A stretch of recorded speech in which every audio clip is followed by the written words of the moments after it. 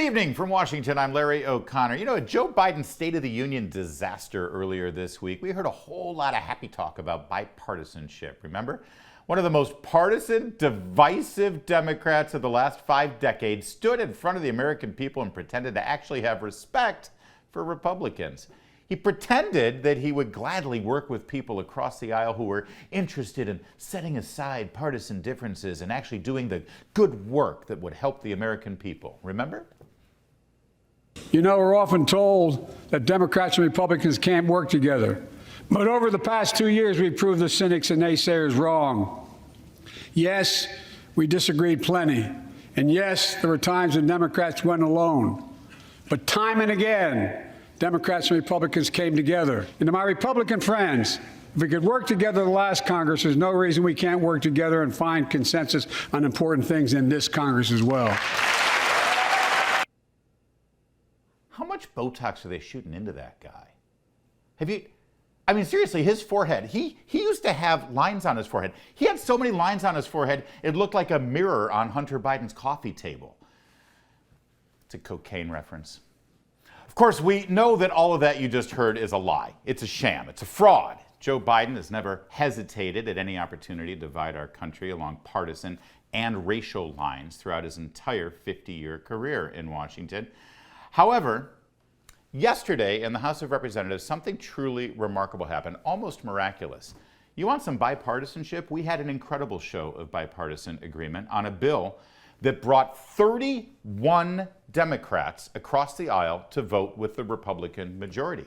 Now, the bill in question utilizes the House of Representatives' oversight role in the affairs of the government of the District of Columbia.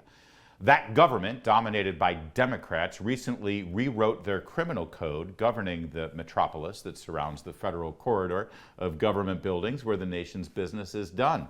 Now, like every other major urban center that's dominated by Democrats, D.C. has seen a precipitous rise in violent crime over the last several years. While Democrat Mayor Muriel Bowser was painting a Black Lives Matter mural on a street just a block away from the White House, businesses were being looted, they were being torched, and crime was on the rise.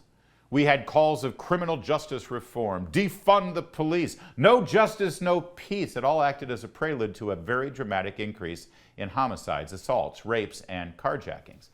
So, of course, in their wisdom, the Democrats in the Washington District Council decided to reduce the penalties for all those crimes because, well, no one actually can really answer that question. There's no rational reason why any government would reduce the penalties for violent crimes at the very moment those crimes were on the uptick.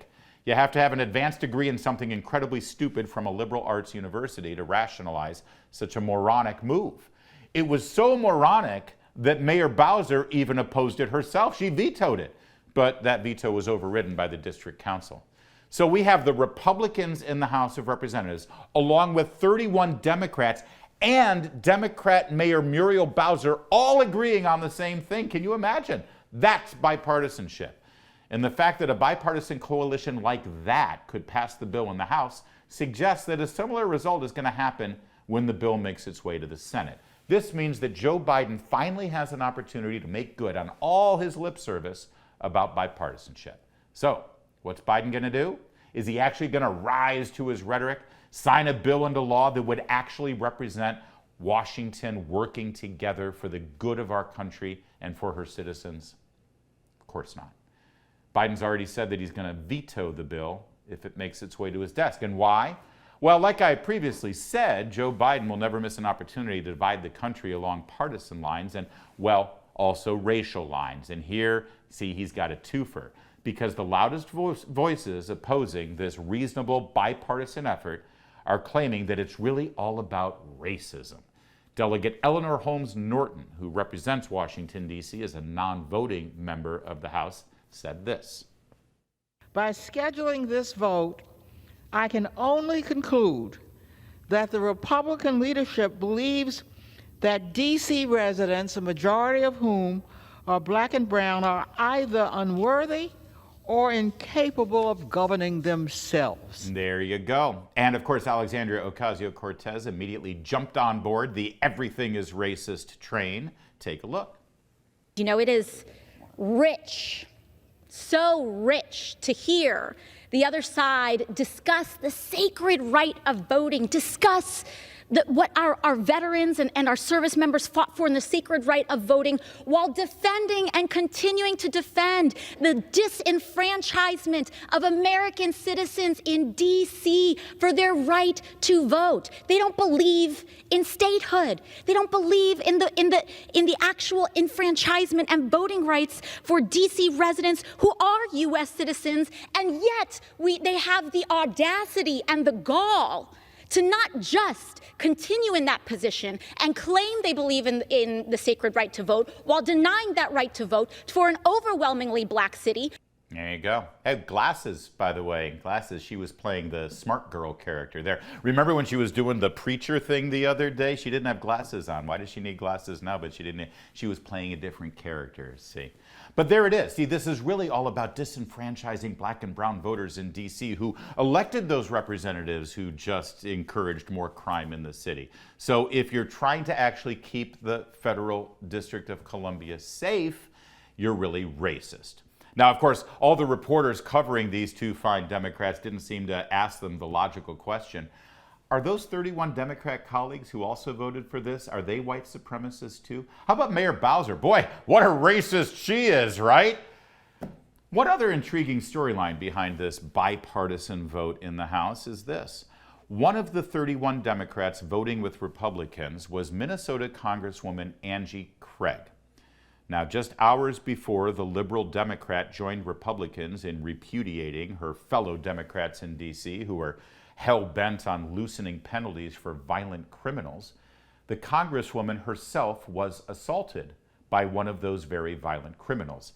It happened in the elevator of her apartment building. The only way she could fight back was by throwing hot coffee on her assailant because, of course, you're not allowed to have mace or, God forbid, a gun to protect yourself in D.C. Now, she suffered some minor injuries and she was able to vote, thank God. But one wonders if her personal experience yesterday morning actually informed her decision later in the afternoon on the floor. I mean, is that what it takes? You can only get tough on crime and actually rescind these ridiculous pro-criminal laws if you're assaulted yourself? But back to Biden.